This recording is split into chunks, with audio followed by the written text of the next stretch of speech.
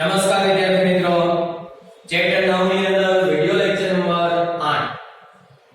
ગઈકાલે આપણે ગયા લેક્ચર ની અંદર પ્રશ્ન 9 ભણેલા, જેની અંદર આપણે આવક જાવક ખાતું તૈયાર કરેલું. આવક જાવક ખાતાની અંદર શું હોય? તમામ પ્રકારના મહેસૂલી અને મૂડી, આવકો અને ખર્ચ નોંધવાના હોય. હવાલાઓ આપવાના ન હોય, કારણ કે એમાં બિન રોકડ વ્યવહારો નોંધાતા નથી. હવે આજે આપણે શરૂ કરવાનું છે 10મો પ્રશ્ન. ચોપડીનો પ્રશ્ન નંબર 10, પેજ નંબર 288. ઉપર સૂચના લખેલી છે, નીચે આપેલી માહિતી પરથી દિવ્યા ક્રિકેટ ક્લબનું 31/3/2015 ના રોજ પૂરા થતા વર્ષનું ઉપજ ખર્ચ ખાતું તૈયાર કરો. આપણે ઉપજ ખર્ચ ખાતું બનાવવાનું છે. એટલે અહીંયા જુઓ હેડિંગ મારેલું છે, દિવ્યા ક્રિકેટ ક્લબનું 31/3/15 ના રોજ પૂરા થતા વર્ષનું ઉપજ ખર્ચ ખાતું. ઉપજ ખર્ચ ખાતાની ઉધાર બાજુ પર બધા ખર્ચ આવે અને એની રકમ, જમા બાજુ પર ઉપજો આવે અને એની રકમ. હવે ઉપજ ખર્ચ ખાતું બનાવતી વખતે કઈ કઈ બાબતો ધ્યાનમાં લેવાની? પહેલી બાબત તો એ કે ઉપજ ખર્ચ ખાતું છે ને, એ આપણા વેપારી સંસ્થાના નફા નુકસાન ખાતા જેવું છે. એટલે જે રીતે તમે નફા નુકસાન ખાતું તૈયાર કરો છો, એ જ રીતે ઉપજ ખર્ચ ખાતું તૈયાર થાય. બીજી બાબત, ઉપજ ખર્ચ ખાતાની અંદર માત્ર ને માત્ર ચાલુ વર્ષની મહેસૂલી આવક અને ચાલુ વર્ષના મહેસૂલી ખર્ચ જ નોંધાય. મૂડી ખર્ચ અને મૂડી આવકો નોંધાતી નથી. યાદ રહેશે આટલું? માત્ર ને માત્ર ચાલુ વર્ષના મહેસૂલી ખર્ચ અને ચાલુ વર્ષની મહેસૂલી ઉપજ જ નોંધાશે. ગયા વર્ષની મહેસૂલી ઉપજ નહીં નોંધાય. જો આમ આવી હશે તો માઈનસ કરવાની. આવતા વર્ષની મહેસૂલી ઉપજ નહીં નોંધાય. સેમ એવું ખર્ચમાં થશે. એટલે યાદ એ રાખવાનું, માત્ર ને માત્ર મહેસૂલી ખર્ચ અને મહેસૂલી ઉપજ એ પણ ચાલુ વર્ષની જ. ત્રીજી બાબત, આની અંદર છે બિન રોકડ વ્યવહારો નોંધાશે. એટલે ઘસારો, ઘાલખાદ, મિલકત વેચાણનો નફો કે નુકસાન બધું નોંધાય. એટલે તમારે હવાલાઓ આપવા પડશે. બરાબર છે? ચોથી બાબત, આની શરૂઆત રોકડ શિલક કે બેંક શિલક એવું ન આપે. એટલે લખવાનું નહીં, બાકી આગળ લાવ્યા. જો ખાસ ધ્યાન રાખજો, ઉપજ ખર્ચ ખાતું અને આવક જાવક ખાતું બંનેમાં શું તફાવત છે, બંને કઈ રીતે તૈયાર થાય તે.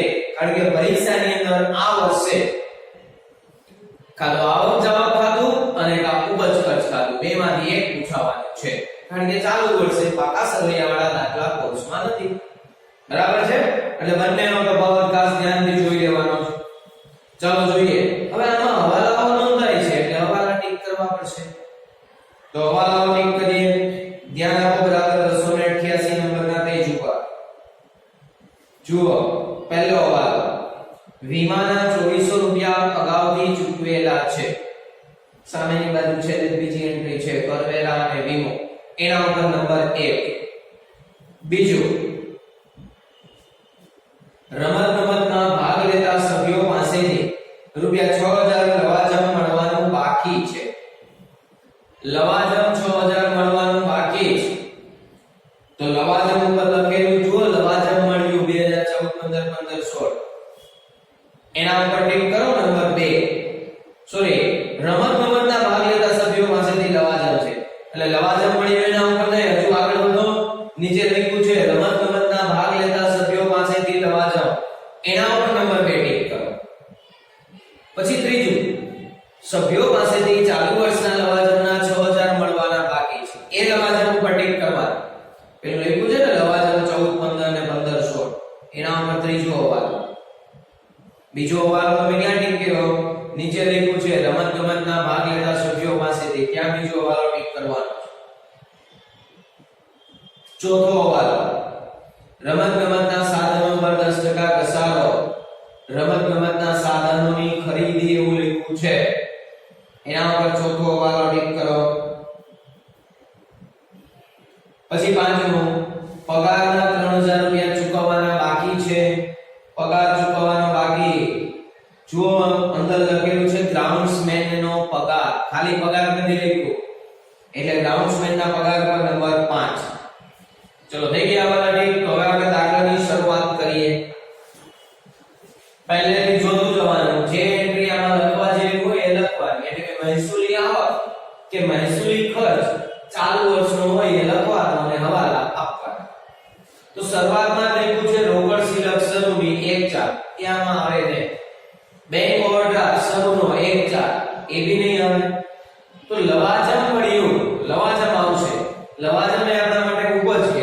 એટલે આ ઉપજ બાજુ લખવાનું લવાજમ. પણ લવાજમમાં બે વર્ષની માહિતી છે, 14 15 ના 84000 અને 15 16 ના 6000. તો હમણાં મેં શું સમજાવ્યું કે આવક ઉપજ ખર્ચ ખાતાની અંદર માત્ર ચાલુ વર્ષની મહેસૂલી ઉપજ જ આવે. તો આમાં ચાલુ વર્ષ કયું થાય? ઉપર તારીખ લખી છે 31/3/15 આ પૂરું થવાનું, એટલે શરૂની તારીખ હોય 1/4/14, મતલબ કે 14/15 ચાલુ વર્ષ કહેવાય. એટલે 84000 રૂપિયા ચાલુ વર્ષની આવક છે એ અહીંયા પેલા ઇનર કોલમમાં લખીશું, કારણ કે એના ઉપર હવાલો છે. 84000 હવાલો ત્રીજો, સભ્યો પાસેથી ચાલુ વર્ષના લવાજમના 6000 મળવાના બાકી છે. ચાલુ વર્ષનું 6000 લવાજમ મળવાનું બાકી, તો મળવાનું બાકી અહીંયા શું થશે? પ્લસ મળવાનું બાકી લવાજમ. કેટલા રૂપિયા લવાજમના મળવાના બાકી છે? 6000. 6000 રૂપિયા અહીંયા ઉમેરી દઈએ એટલે અહીંયા જવાબ આવશે 90000. હવે આ 6000 હવાલો છે, બીજી અસર આપવાની હોય પણ આપણે તો પાકું સર્વે બનાવ્યું જ નથી, એટલે આની બીજી અસર અત્યારે આપવાની નથી. આગળ વધો. 1500 ની માહિતી નથી લખવાની. આગળ ક્રિકેટ કોચનું મહેનતાણું. ક્રિકેટની રમત માટે જે કોચ રાખેલા હોય એનું મહેનતાણું એટલે ખર્ચ કહેવાય. તો એ ખર્ચ બાજુ લખવાનું. ક્રિકેટ કોચનું મહેનતાણું. ચલો ક્રિકેટ કોચનું મહેનતાણું કેટલું છે? 36000. ત્યાર પછી આગળ ગ્રાઉન્ડ્સમેનનો પગાર. ગ્રાઉન્ડ્સ આપણું જે ક્રિકેટ રમતનું ગ્રાઉન્ડ હોય એની સાંભ સંભાળ રાખવા માટે એક માણસ રાખેલો હોય એને ગ્રાઉન્ડ્સમેન કહેવાય. તો એનો પગાર એ આપણો ખર્ચ છે, એટલે અહીંયા ખર્ચ બાજુ લખીએ ગ્રાઉન્ડ્સમેનનો પગાર. પણ એના ઉપર હવાલો છે એટલે ઇનર કોલમમાં લખવાના થશે પગાર આપ્યો 15000 અને આના ઉપર પાંચમો હવાલો પગારના 3000 રૂપિયા ચૂકવવાના બાકી છે. એ 3000 રૂપિયા પગાર ચૂકવવાનો બાકી, આમાં શું કરવું પડશે? પ્લસ ચૂકવવાનો બાકી પગાર. ચલો 3000 રૂપિયા 15000 માં ઉમેરી દઈએ તો અહીંયા આવશે 18000. 3000 ની બીજી અસર હમણાં નહીં. આગળ રમતગમતના સાધનોની ખરીદી. એ રમતગમતના સાધનો તમે ખરીદો તો એ મૂડી ખર્ચ કહેવાય. મિલકત બધી મૂડી ખર્ચમાં આવે. મૂડી ખર્ચ આમાં લખાશે નહીં, એટલે રમતગમતના સાધનોની ખરીદી આમાં નથી લખવાની. પણ એના ઉપર ચોથો હવાલો છે, શું લખ્યું છે? તો રમતગમતના સાધનો પર 10% ઘસારો ગણવાનો છે.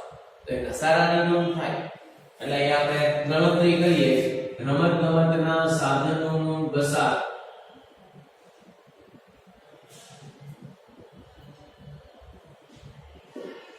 ચલો ઘસારો કઈ રીતે ગણાશે? તો રમતગમતના સાધનો આપણે કેટલાના ખરીદ્યા? 1,08,000. એટલે આ 1,08,000 એને ગુણ્યા કેટલા ટકા ગણવાનો છે? 10%. તો 1,08,000 ના 10% એટલે જવાબ આવશે 10,800. એક જીરો ઓછો થઈ જાય. પણ હવે એમાં તારીખ આપી જુઓ, તમે સાધનો ખરીદ્યા ક્યારે? 1/10/2014. તો 1/10/2014 તેનો ઘસારો ગણાય 31/3 સુધી. 1/10 થી 31/3 6 મહિના. તો 6 મહિનાનો ઘસારો ગણવો હોય તો ગુણ્યા 6/12 એટલે આનો ઘસારો આવશે 5,400 રૂપિયા. બરાબર છે. રમતગમતના સાધનોની ખરીદી આમાં નહીં લખાય, મૂડી ખર્ચ છે, પણ એનો ઘસારો એ મહેસૂલી ખર્ચ છે એ આમાં લખાશે. એટલે ઉના બાજુ પર લખીએ રમતગમતના સાધનો પર ઘસારો.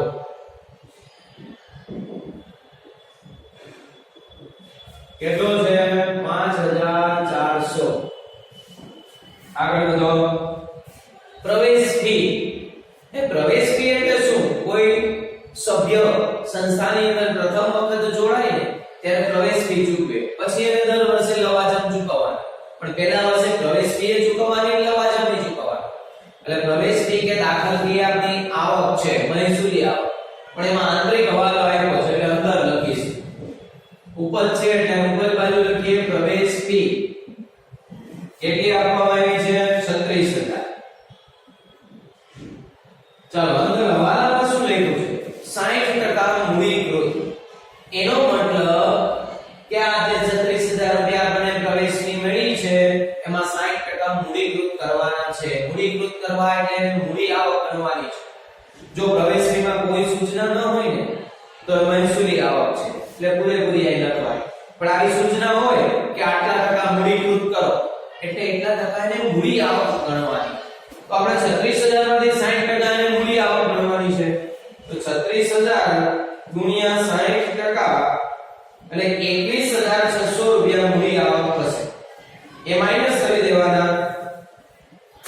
21600 માઈનસ મૂડીકૃત. ચાલો 21600 બાદ કરી દઈએ તો આવકમાં વધશે 14400 રૂપિયા. એટલે અહીંયા લખીએ 14400.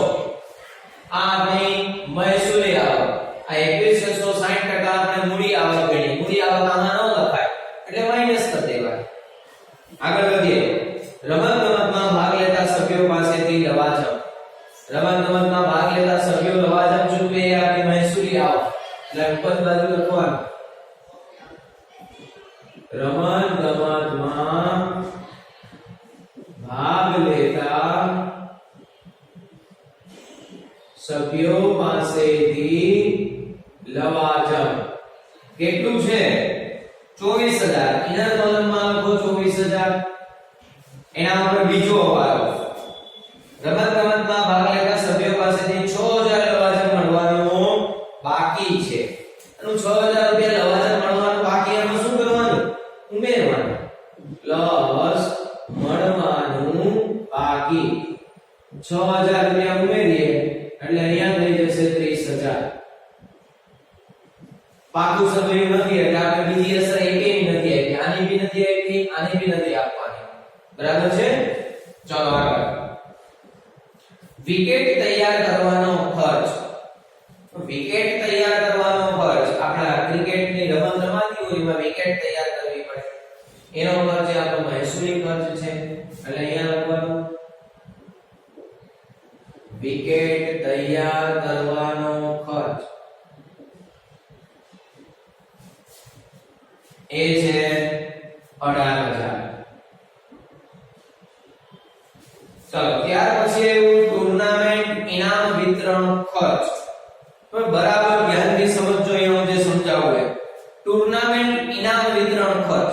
તો સામેની બાજુમાં જુઓ તો શરૂઆતથી જુઓ તો એમાં છે ટુર્નામેન્ટની મળેલી ફી, પછી ટુર્નામેન્ટ માટે મળેલું દાન, ટુર્નામેન્ટ ફંડનું રોકાણ, હજુ આગળ ટુર્નામેન્ટ ખર્ચ અને ટુર્નામેન્ટ ફંડના રોકાણોનું વ્યાજ.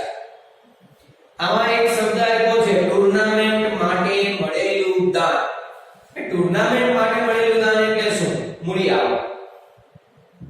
ટુર્નામેન્ટ રમાડવા માટે થઈને દાન મળ્યું છે એટલે તમને ખાસ હેતુ માટે મળેલું દાન છે.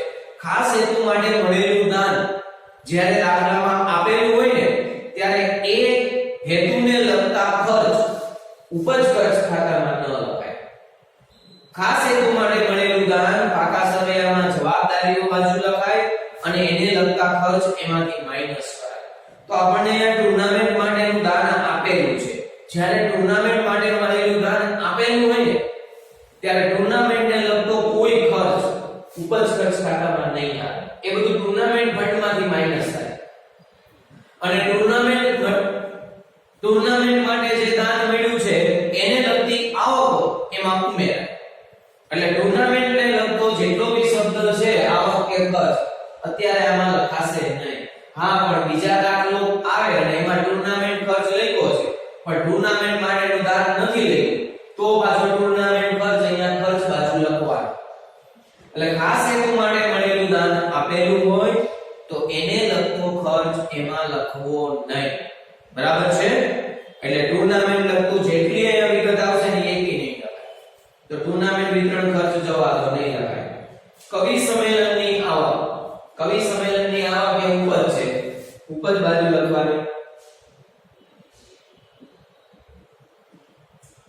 કવિ સંમેલનની આવક આપી છે 75,000.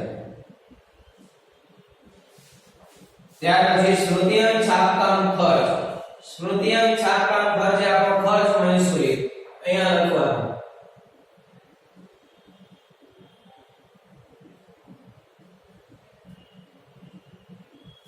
કેટલો છે? 24,000. ત્યાર પછી ટુર્નામેન્ટની મળેલી ફી નહીં લખાય. ટુર્નામેન્ટ મળેલું દાન છે ને એમાં ઉમેરાશે.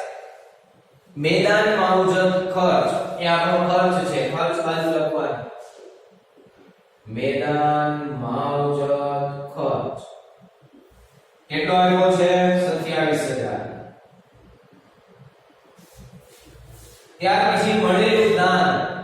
દાન મળે ને તો એ મૂડી આવક કહેવાય. એટલે આમાં નહીં લખાય. મૂડી ભંડોળમાં ઉમેરાશે. સેક્રેટરીને માનદ વેતન. એ માનદ વેતન એટલે પગાર. સેક્રેટરીને ચૂકવવાનો પગાર. અહીંયા ખર્ચ બાજુ લખવાનું. સેક્રેટરીને માનદ વેતન કેટલું છે? 36,000. પછી સ્મૃતિઅંકનું વેચાણ. સ્મૃતિઅંકનું વેચાણ જેમ અહીંયા સ્મૃતિઅંક છાપકામ ખર્ચ થયો તો સ્મૃતિઅંક એટલે શું? આપણા સંસ્થાનો જો કોઈ ખાસ ઇવેન્ટ થઈ હોય, સંસ્થા જે કંઈ કાર્યક્રમો કરે છે એને લગતી વસ્તુઓ એક સામયિકમાં છાપવી, એક સામયિક તૈયાર કરવું, એ સ્મૃતિઅંક કહેવાય. એનો છાપકામનો ખર્ચ એ મહેસૂલી ખર્ચ અને સ્મૃતિઅંક આપણે વેચીએ ઉપજ મળે મહેસૂલી આવક. એટલે આવક બાજુ લખાશે સ્મૃતિઅંકનું વેચાણ.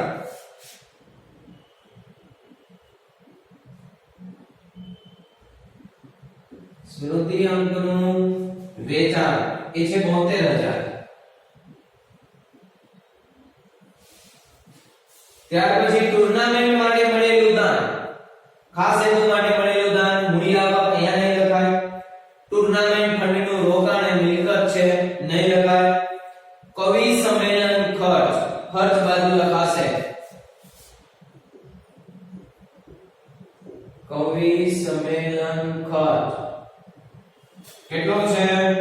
42,000. પછી સ્ટેશનરી ખર્ચ મહેસૂલી ખર્ચ છે. ખર્ચ બાજુ લખવાનો. સ્ટેશનરી ખર્ચ આવ્યો છે 15,000. ત્યાર પછી મરામત ખર્ચ એ બી મહેસૂલી ખર્ચ. ખર્ચ બાજુ કેટલો છે? 18,000.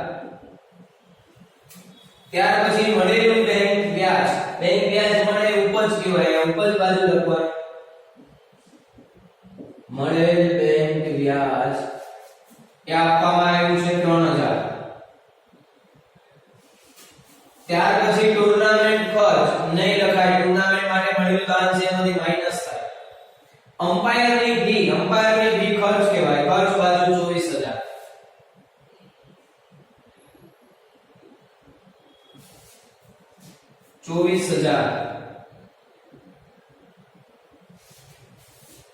પછી મુખ્ય ક્લબ સાથેની જોડાણ ફી. આપણી જે મુખ્ય ક્લબ હોય એની સાથે જોડાવાનો ખર્ચ દર વર્ષે ચૂકવવો પડે. મહેસૂલી ખર્ચ.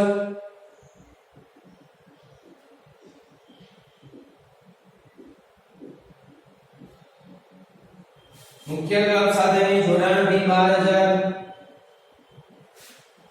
ત્યાર પછી કરવેરા અને વીમો. કરવેરા અને વીમો ખર્ચ છે એટલે ખર્ચ બાજુ. કરવેરા વીમો હવાલો છે એટલે એના કોલમમાં લખીશું 12,000. ચલો હવાલા નંબર 1. વીમાના 2400 રૂપિયા અગાઉથી ચૂકવવા છે. એટલે કે વીમો અગાઉથી ચૂકવેલો તો અગાઉથી ચૂકવેલ શું થાય? માઈનસ. અગાઉથી ચૂકવેલ 2400 રૂપિયા એટલે જવાબ આવશે 9,600.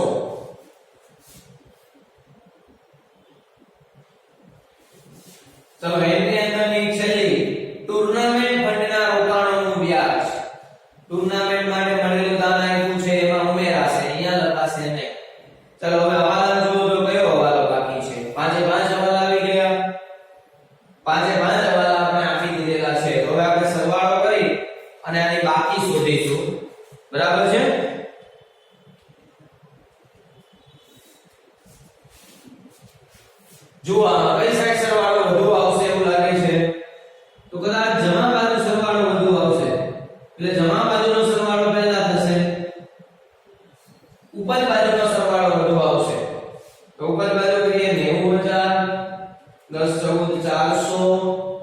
30,000 પ્લસ 75,000 પ્લસ 72,000 પ્લસ 3,000 એટલે 2,84,400 2,84,400 અહીંયા લખીએ અને એમાંથી આ બધું માઈનસ કરી દઈએ -36,000 -18,000 -5400 -18,000 -24,000 -27,000 -36,000 -42,000 -15,000 -18,000 -24,000 -12,000 અને -9,600 મતલબ કે માઈનસમાં જવાબ આવ્યો. તો આ સાઈડનો સરવાળો વધુ થાય છે એટલે એ સાઈડનો સરવાળો આપણે પહેલા કરવો પડશે.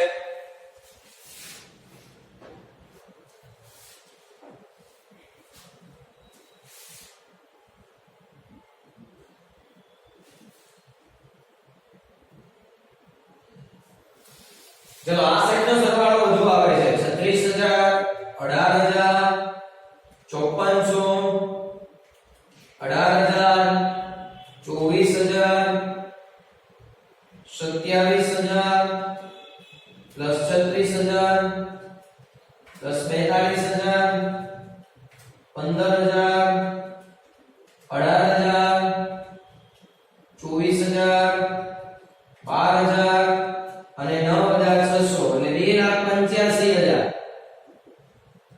2,85 અહીંયા લખીએ અને હમણાં આપણે સરવાળો કર્યો તો 2,84,600 બધું જ માઈનસ કરી દઈએ એટલે 600 રૂપિયાનો ફરક આવે છે.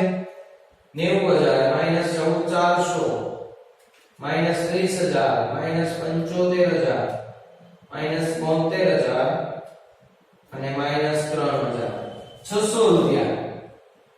આ કઈ સાઈડનો સરવાળો વધી ગયો? ખર્ચ બાજુનો વધારે એટલે આ ખર્ચનો વધારો ખોટ આવી. તો ખોટને આ રીતે લખાય ખર્ચનો ઉપજ કરતા વધારો. અને પાકા સરવૈયામાં લઈ જવાનો અને ત્યાંથી મૂડી ભંડોળમાંથી માઈનસ કરવાનો અથવા તો માત્ર એટલું લખાય ખર્ચનો વધારો. ચાલો સમજ પડી ગઈ દરેકને? બરાબર ધ્યાનથી સમજશે ઉપજ ખર્ચ ખાતું કઈ રીતે તૈયાર થાય તે. અને આ જ રીતે પછી જાતે ચોપડાની અંદર લખવાનું છે. અને સાથે સાથે હોમવર્કમાં